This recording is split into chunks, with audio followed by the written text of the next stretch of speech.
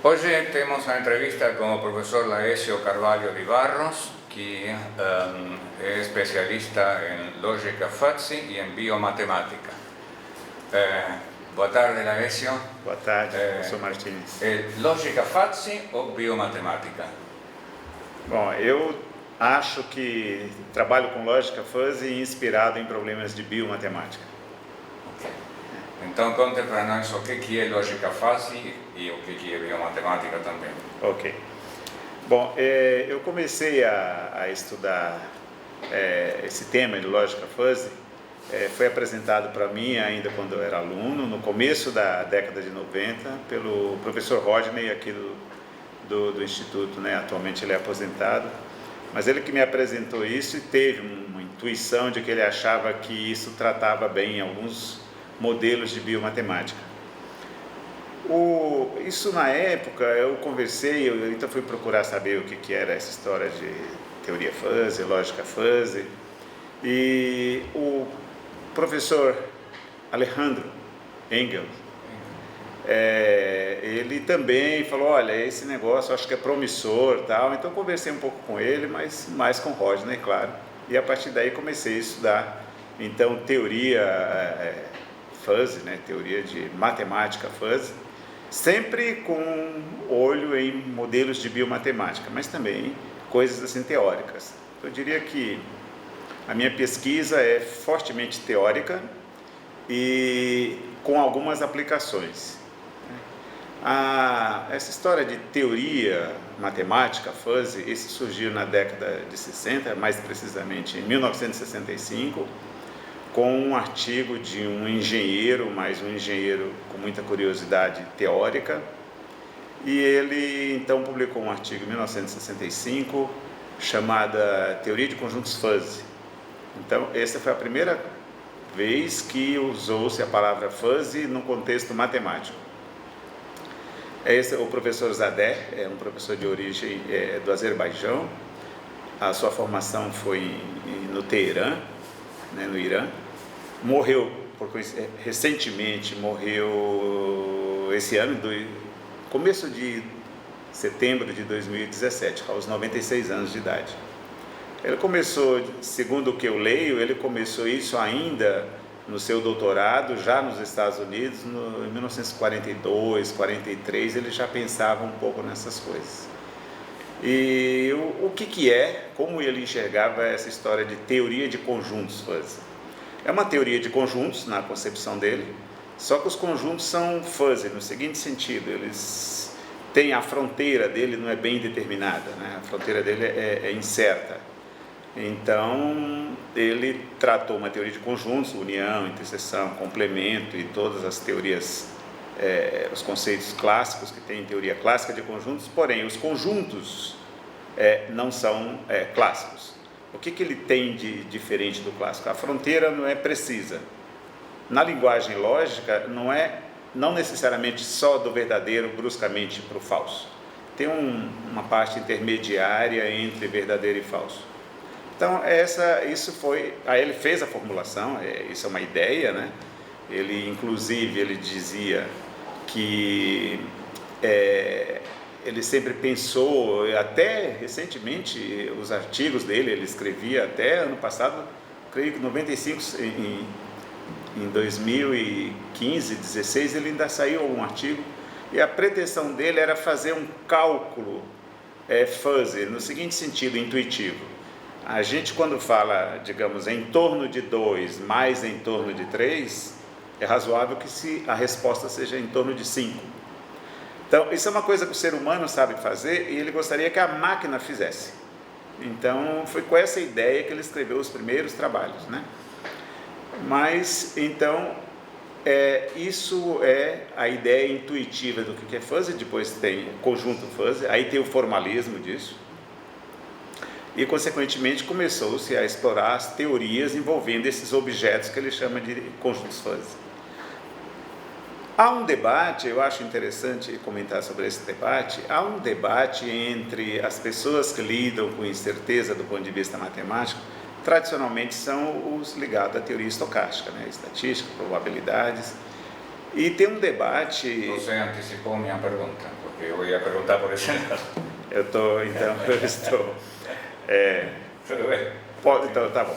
Então, tem esse debate, já é um debate que está quase sendo superado, mas no início, na década de 70, 80 principalmente, teve muito debate entre não há necessidade de fuzzy, porque probabilidade já lida bem com incerteza do ponto de vista matemático. Mas ele sempre defendeu que elas não eram bem concorrentes, e eu concordo muito com ele. Embora ele não fosse matemático, mas ele era um sujeito de formação, né? Ele era engenheiro, mas com muita intuição matemática, do ponto de vista de fundamentos. E eu acho que o que ele dizia era o seguinte, pelo menos eu leio assim, nas palavras dele, o fuzzy trata de um tipo de incerteza que está ligado ao conhecimento do ser humano, principalmente para se comunicar e fazer inferências sem muito formalismo. Ou seja, a partir, como eu comentei, né, em torno de 2 mais em torno de 3, ele propõe uma saída, que seria em torno de 5. Essa é uma saída desse problema. Pois bem, a questão da incerteza, pelo menos historicamente, que a probabilidade, a teoria de probabilidade lida, é algo em chance de acontecimento, uma medida que mede chance de acontecimento de um experimento. O fuzzy, ao meu ver, é reconhecimento daquilo que está sendo experimentado. A incerteza está naquilo que está sendo experimentado. Por exemplo, no experimento de lançamento de moeda, eu penso sempre nesse, porque eu tinha uma moeda que tinha essa característica, sem querer eu encontrei uma moeda assim, num pedágio. Eu não sabia, quando eu virava, eu não sabia qual era a face, se aquilo era cara ou coroa. Não era muito claro, era preciso olhar com muito cuidado. Eu apostava mais que era cara do que coroa, a partir de certas características.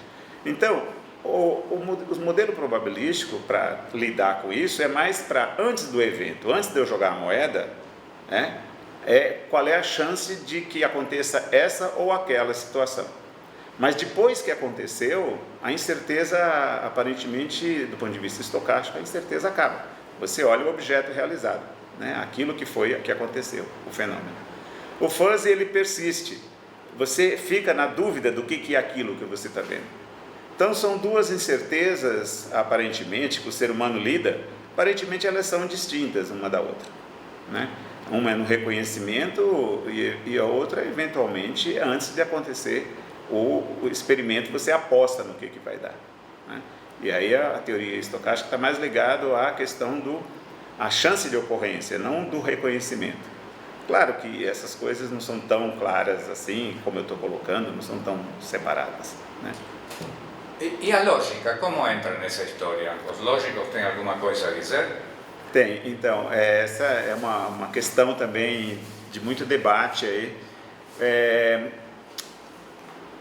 De um modo geral, o que tem na literatura, quando fala de lógica fuzzy, é qualquer coisa que envolva matemática com essa ferramenta que o professor Zadé, então, propôs, né, formulou matematicamente, que são a teoria dos conjuntos fuzzy. No entanto, então tem esse debate, bom, isso não é lógica fuzzy, isso é teoria de conjuntos fuzzy. Sim, mas assim como tem no caso clássico, teoria clássica e lógica booleana, tem também no caso fuzzy. Especificamente, eu não sou um especialista de lógica, né? Mas especificamente, mais recentemente, um grupo de pesquisadores da República Tcheca ganharam prêmios provando que a lógica fuzzy existe com os seus conectivos, com as suas implicações, com todo esse ferramental da lógica tradicional, existe o correspondente para lidar com conjuntos incertos ou com coisas incertas, mas tem todo esse ferramental e ele prova que a lógica fuzzy é uma lógica, formalmente. Então, existem as duas coisas. Então, resumindo, é assim, na literatura, de um modo geral, fala, eu trabalhei com lógica fuzzy. Às vezes ele não usou o formalismo de lógica tradicional, né? Mas também tem essa possibilidade. Então, tem as duas coisas, né? Tem a lógica fuzzy, de fato, do ponto de vista específico da lógica e também uma teoria que envolve conjuntos fuzzy que as pessoas chamam de lógica fuzzy. Então existe esse termo é usado para as duas situações, mas respondendo a sua pergunta, existe um formalismo que envolve lógica mesmo, teoria lógica. O que é teorema, o que é demonstração, lógica de proposicional no contexto envolvendo objetos fuzzy. Então tem o conectivo e, o conectivo ou, o operador implicação, a negação, tudo isso está bem fundamentado, bem formalizado dentro da lógica fuzzy atualmente. Então me fale de aplicações. Na minha, o grande, digamos, encanto do ponto de vista da lógica fuzzy ou da teoria de conjuntos fuzzy, eu vou falar lógica fuzzy de um modo geral, no sentido como eu comentei antes, né? Que a primeira coisa, ela é muito interdisciplinar. Isso, intuitivamente, a gente observa, a gente não sabe provar o que é interdisciplinar, mas intuitivamente a gente observa isso. No seguinte sentido, eu fiz já algumas aplicações, eu consigo conversar com pessoas de outras áreas. Então, por exemplo, eu trabalho com grupos da área médica e trabalhei com grupos também da área de medicina preventiva, aqui da Unicamp e também da USP, da saúde pública da USP, né? Bom, a gente facilita muito a comunicação, os termos que são empregados dentro da teoria de conjuntos fuzzy, porque envolve termos da nossa linguagem, como alto, baixo, febre alta, febre baixa, né? Muito gripado, pouco gripado. Então isso são linguagens, são palavras da linguagem comum que a gente se comunica, né? Então, e a grande ferramenta do porquê desse facilitador além da linguagem é que a lógica fuzzy ou a teoria de conjuntos fuzzy tem uma área de um pessoal que chama controlador fuzzy, o pessoal que trabalha com controlador fuzzy ou com sistema baseado em regras fuzzy. O que é isso? Normalmente, esses tais sistemas baseados em regras fuzzy, eles são sistemas de entrada e saída, onde as entradas, né, elas depois são formuladas, mas as entradas são palavras, como a gente fala, né? Por exemplo, se a temperatura está alta e a umidade também então o risco de chuva é alto. Então, isso é uma regra. E essa é uma regra que um especialista saberia fazer. Então, na minha conversa com os especialistas, normalmente aparecem, as regras vão aparecendo daquilo sobre o qual a gente está falando, né? Então, o que entra a matemática? Para calibrar o que significa umidade alta, isso precisa precisar matematicamente. Aí entra o formalismo da teoria de conjuntos fuzzy. E quando eu quero combinar essa informação com alguma outra, por exemplo, e temperatura alta, eu também preciso dizer o que é alto, e aí entra matemática para calibrar muito bem essas coisas. E como é que eu combino? Como é que eu combino temperatura alta com umidade alta? Isso tem que passar por um operador matemático, uma conexão, né, entre as duas coisas que reflita a conjunção. Combinado isso, como é que eu proponho quem é a saída? Então, bom, aí eu apelo para a teoria, de um modo geral, implicação, mas pode ser outras coisas que envolvem relação, no caso, relação fuzzy. Mas, voltando, o encanto que tem na aplicação é esse, o próprio especialista, ele participa do modelo, e isso dá uma credibilidade, né? E ele também se sente à vontade para participar da modelagem. Isso, fundamentalmente, esses são sistemas baseados em regras, são os primeiros que a gente faz para começar a conversar com especialistas de outras áreas. Eu tenho usado, então, esse tipo de coisa em alguns fenômenos, por exemplo, com o pessoal, com colegas aqui da saúde coletiva. Eu trabalhei aqui sobre a evolução de dengue aqui na região de Campinas. Eles tinham um conjunto de dados e também especialistas que sabem, médicos que sabem lidar com a dengue, como é que eles... Qual era o interesse ali? Montar um mapa de risco para saber sob que condições tal região vai evoluir mais dengue que outra, né? Então a gente fez isso baseado em regras desse tipo aí, né? Por exemplo, chuva é uma coisa muito importante, na opinião deles. Então, eles, de modo geral, eles dizem o que é importante para aquilo que eles estão estudando. São eles que escolhem as variáveis e as variáveis que vão lidar com o problema. Então, chuva, criador é uma coisa muito importante, eles falam, né? Claro que é importante ter alguém contaminado para que tenha a dengue, né?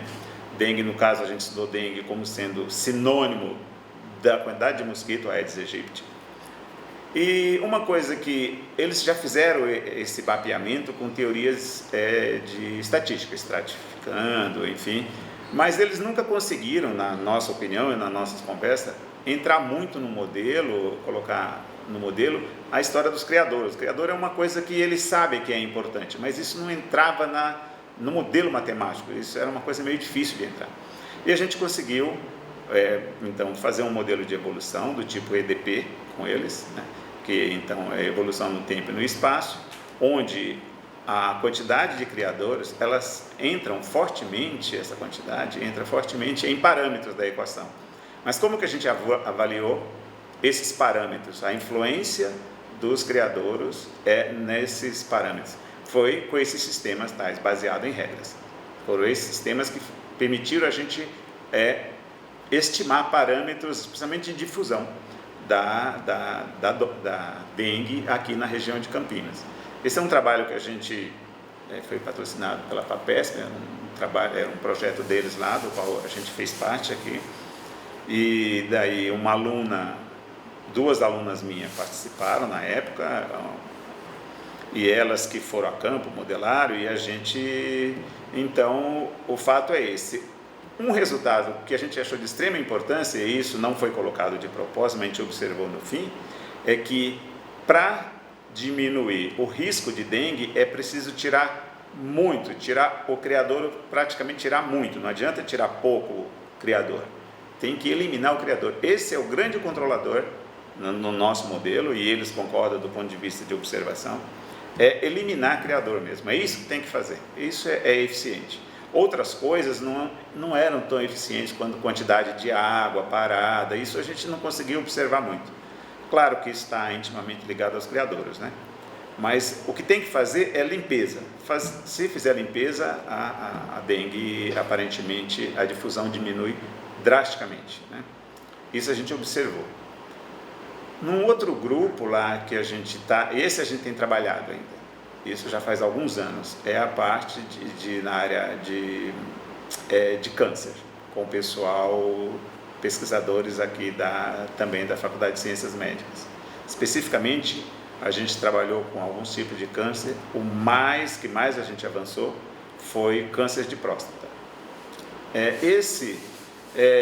A gente conseguiu um produto já, inclusive uma patente, para auxiliar, no caso o urologista, para ele dar o estadiamento de câncer num indivíduo que aparece com algumas medidas lá, que são as medidas que eles consideram observar num paciente, para daí inferir sobre como que está o câncer dele, se é que ele está, se já tem metástase, se está ainda na glândula, se já está fora da glândula. E isso é um sistema muito invasivo, o jeito como a medicina faz, né? Mas tudo bem, tem que ser assim. Mas o que a gente fez foi um software de apoio, né? Ele, antes de tomar uma decisão, ele olha os dados desse paciente, usa o software, e a partir daí ele já tem um apoio para ver se... Isso não vai substituir o especialista, mas pelo menos é uma situação de apoio para ver se o que ele estava prevendo, também o sistema ajuda ele, concorda com ele ou discorda daquilo que ele está fazendo. Esse foi um modelo que a gente demorou muito a trabalhar, porque até entender as coisas, o que é o câncer de próstata e tudo mais, as suas particularidades, a gente fez isso inicialmente com uma ex-aluna nossa aqui do grupo aqui, minha e do professor Vendite, em parceria com o professor da engenharia elétrica, daqui a pouco eu lembro o nome dele, Akebo, professor Akebo. E o que ela fez? Existe então na literatura, na prática médica dos urologistas, existem umas coisas chamadas nomogramas. Nomogramas são umas tabelas estatísticas em que as pessoas, o paciente entra então com algumas medidas, vou dizer, o PSA, fundamentalmente, exame de sangue, né? Exame de toque, então tem uma classificação pelo especialista, ele toca, ele dá uma classificação lá com uma nomenclatura deles, e também um exame chama grau de Gleason, que isso é a biópsia. A partir de biópsia, então eles sabem classificar. Com essas 3 medidas, eles gostariam de inferir como que o paciente está, sem ter que, claro, ser tão invasivo, né? Mas a biópsia já é invasiva. A biópsia já é invasiva, sim. Mas eles precisam tomar uma decisão se opera ou não opera, em que estágio está a doença. Esses nomogramas, então, eles levam em conta essas 3 medidas também.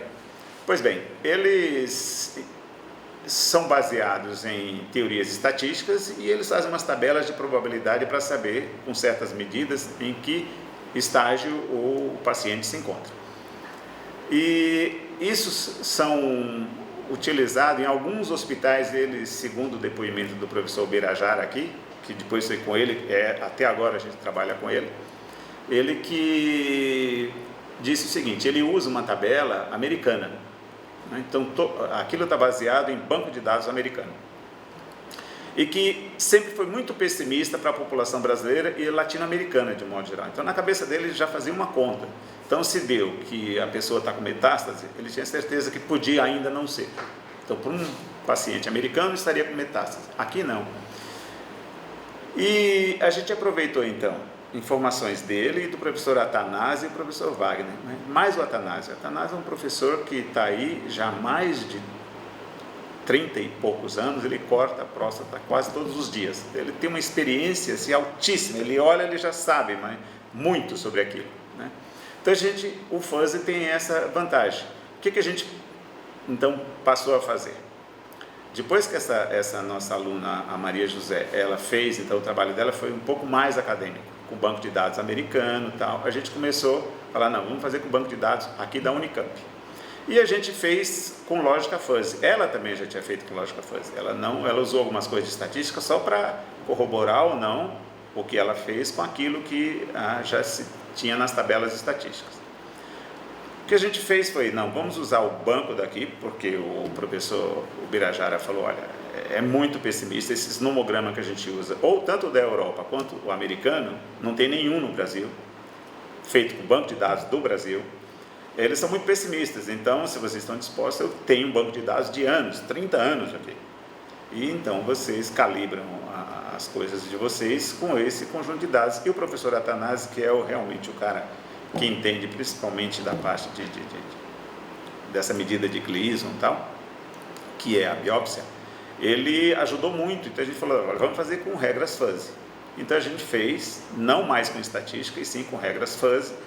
E isso foi um trabalho em conjunto, então, com o grupo da Faculdade de Medicina, ligado a câncer de próstata, e o professor Vendite, porque o professor Vendite, aqui do nosso departamento, ele sempre tem muito interesse por essa parte de câncer, ele tem muita leitura nisso. Então a gente fez um nomograma semelhante ao produzido por métodos estatísticos, só que com métodos com lógica fuzzy. E depois nós fizemos isso já em 2012, 13, nós fizemos então um software que agora, que foi patenteado em 2013 mais ou menos, 2014, saiu então o registro de patente feito através da Inova. Então a gente está inclusive com esse produto, aparentemente o professor Birajara vai utilizar isso, vai hospedar isso em algum alguma página. ¿Há alguma linguagem específica que se usa para trabalhar com a lógica FATS? Não, do ponto de vista de programação? Não. São programações normais. Inclusive esse foi feito em Java. Né? E então eu queria inclusive mostrar, para deixar um pouco mais claro, esse aqui seria a saída do nomograma, ele tem essa página. Então aqui são as entradas, um determinado indivíduo entra com PSA, com gliso, e aqui sai as probabilidades dele estar com metástase, ainda na glândula ou fora da glândula. A partir daqui eles encaminham ou não para a cirurgia. Então isso daqui seria... Atualmente já está num formato um pouco diferente, um pouco mais amigável com o usuário. O usuário que a gente pretende são consultórios de urologistas. A gente apresentou isso uma vez num congresso de urologistas, eles ficaram encantados, queriam comprar, mas não pode ser assim, né? Agora, isso já está na etapa onde foi feita uma biópsia? Sim. Não há algo parecido para decidir se vai fazer biópsia ou não? Não, mas isso não tem muita dificuldade. Se quiser, isso não tem nenhuma dificuldade. É fundamentalmente tirar essa última variável. É essa que fala sobre a biópsia. Mas a gente fez assim porque eles falam, é assim que a gente procede aqui. E outra coisa, especificamente esse software, ele está para uma população que sabidamente tem câncer. O que eles não sabem é o que fazer, se faz cirurgia ou não. Né? Fundamentalmente é isso. E agora o que se pretende agora é colocar isso numa página, de um modo geral, talvez numa página da Faculdade de Ciências Médicas. O professor Birajara comentou que talvez também na Sociedade Brasileira de Urologia, deixar isso lá, mas disponível para pessoas profissionais, não é para leigos, porque ele pode se confundir em alguma interpretação, né? E isso pode ser drástico. A gente não sabe como que as pessoas reagem ao ler coisas sobre si mesmo, né? Pois bem, isso então são assim a parte das aplicações. Recentemente eu fiz uma aplicação com o professor Johnny, de um aluno daqui, mas que é professor da Universidade Federal lá do Acre. Ele já está lá de volta, onde lá eles têm muito interesse em problemas de incêndios florestais. Então a gente fez também um sistema que leva em conta a umidade e tal, um sistema baseado em regras fuzzy, envolvendo o autômato celular para dar a dinâmica do fogo eventualmente.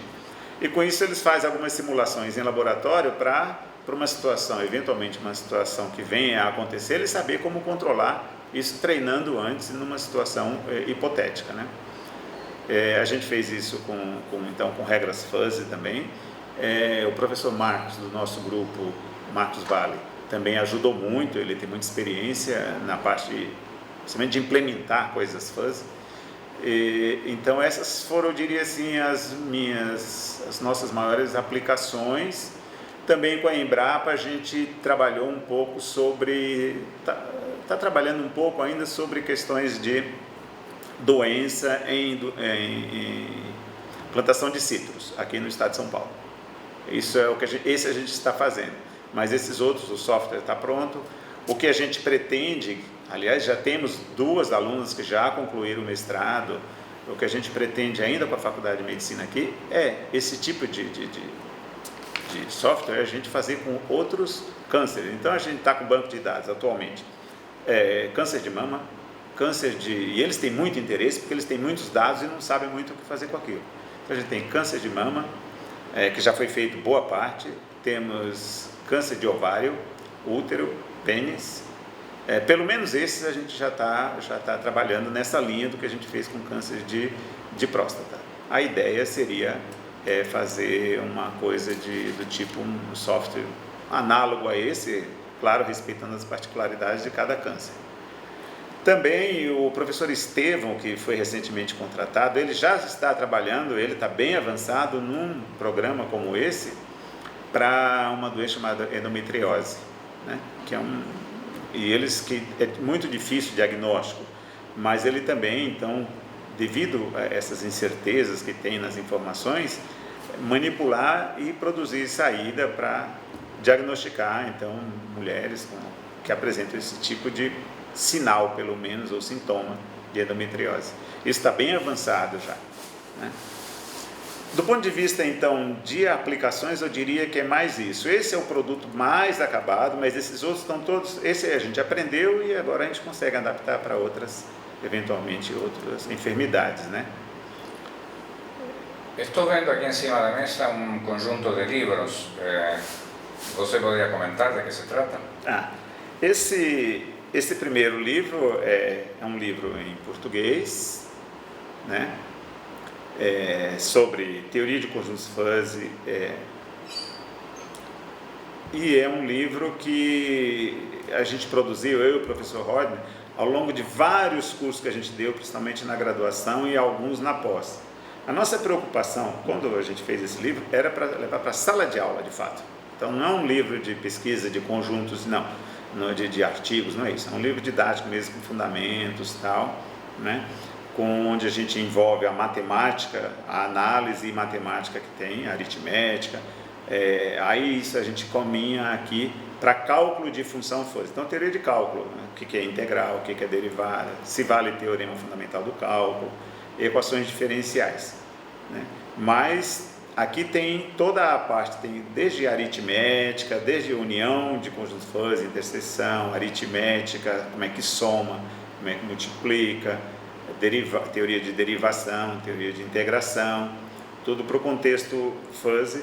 E também tem uma parte de probabilidade de eventos fuzzy, que esses são, eu diria, muito interessante, porque é uma combinação, então, daquilo que o professor perguntou no começo, diferença entre probabilidade e fuzzy.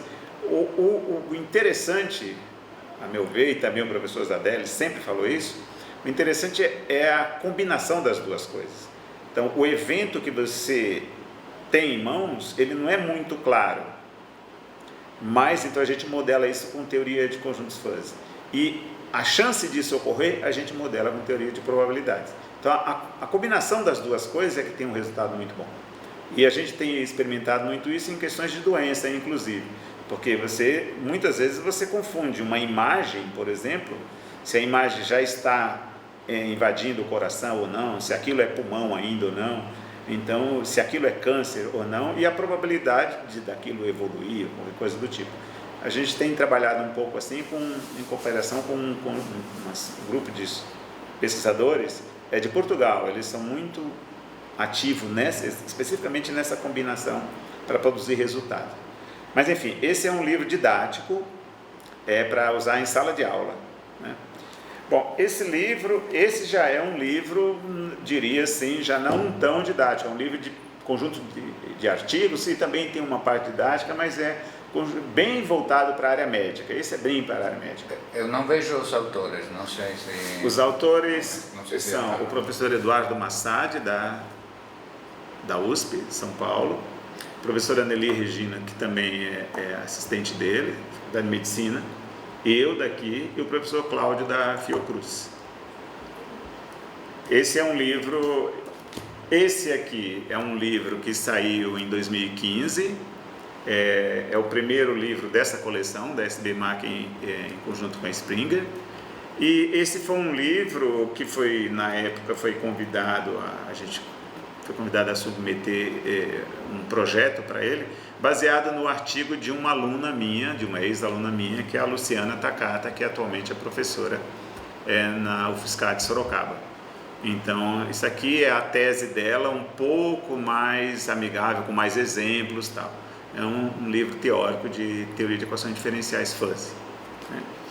E esse é o que saiu recentemente, agora em 2017, que é, de novo, eu, o professor Rodney e o professor Weldon, da Universidade de Denver. Esse é um livro que é fundamental, para usar em sala de aula também.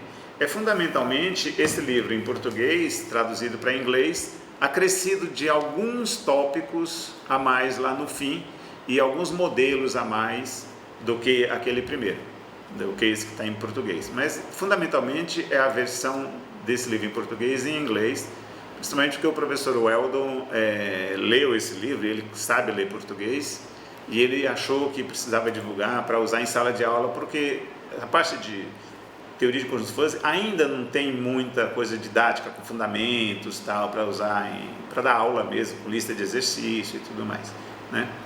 Então esses são os livros que a gente produziu ao longo das minhas investigações a respeito de fuzzy com biomatemática. Agora, são livros, esse daqui, tanto esse quanto que eu fiz com a professora Luciana, são livros, esses já tem a parte assim, teórica, principalmente de equações diferenciais. Que é um tema bem pertinente em qualquer área da matemática, né? Para estudar evolução, tempo, e tem um pouquinho de EDP, aqui já tem um pouquinho de EDP, mas há umas ideias ainda muito iniciais, né? Principalmente nas aplicações, eu não explico muito, não classifico EDP fuzzy, nada, é só nas aplicações dele, mas são livros para usar em sala de aula esses dois, tanto esse quanto esse, né? Quer dizer que se a gente quer aprender alguma coisa de teoria fuzzy, a gente lê esse livro e fica atualizado. Eu sugiro que se lê esse livro já aprende bastante coisa de teoria fuzzy, os dois, né? O fundamento eu acho que é onde mais tem. Esse aqui em particular, em 2012, eu fui num evento em Berkeley e o professor Zadé estava vivo, ele morreu esse ano, e eu dei esse livro para ele. E ele me passou um e-mail, ele era uma pessoa não esperava que ele achasse meu e-mail em algum lugar, e ele falou que ficou surpreso, ele não sabia ler português, mas ele ficou surpreso e começou a pensar muito dessa combinação de fuzzy com biomatemática. Ele acha que isso é uma área muito promissora, eu tenho um e-mail dele e eu fiquei muito surpreso quando ele recebi um e-mail dele. Eu dei esse livro porque o professor Gomide, aqui da Elétrica, é um especialista em área de fuzzy e é um sujeito engenheiro, implementa, e a gente faz muitas parcerias. E ele gosta muito de teoria, e ele falou, olha, doa seu livro para o Zadé, porque o Zadé, a biblioteca dele vai ser doada para a Universidade de Berkeley. E assim seu livro fica lá, assim como ele também tem um lá. Então eu doei, mas segundo fiquei sabendo, o professor Zadé de vez em quando olhava, tentava decifrar alguma coisa, mas ele me passou esse e-mail. Só com o Gomide, eu acho que vale a pena comentar, o professor Gomide, eu acho que no Brasil, se não for o primeiro, foi um dos primeiros, mas certamente foi, eu acho, que o pesquisador que mais avançou em coisas de fuzzy, tanto de equipamentos como coisas teóricas também. Com ele eu fiz algumas parcerias com uma ex-aluna nossa, minha e dele, uma professora chamada Rosana Jafelice, lá de Uberlândia. Ela é uma que tem também trabalhado bastante na área, principalmente na área de HIV, para modelar sobre dinâmica de HIV ou mesmo contágio de HIV, dado que essas coisas são meio fuzzy, né, diagnóstico ou tudo mais, ou por que um soro positivo não vira HIV tão rapidamente quanto outros. Então ela investiga um pouco essas dinâmicas aí. Fundamentalmente esse seria um resumo do que eu falo, né, do que eu faço. Muito obrigado, foi muito interessante esta entrevista e, bom, eu sempre falo, esperamos uma futura entrevista quando haja novos avanços na área. Eu que agradeço o convite, a oportunidade para falar sobre a minha pesquisa. Realmente eu acho que isso é uma oportunidade para a gente aqui, uma coisa muito importante para o Instituto, divulgar o que a gente faz, né? E dá uma satisfação, queira ou não, a cada um de nós. Eu acho que gostaria de participar de uma próxima entrevista e provavelmente o professor Estevão, que é um recém-contratado, ele tem um potencial enorme, ele vai produzir muita coisa. É isso, e muito obrigado.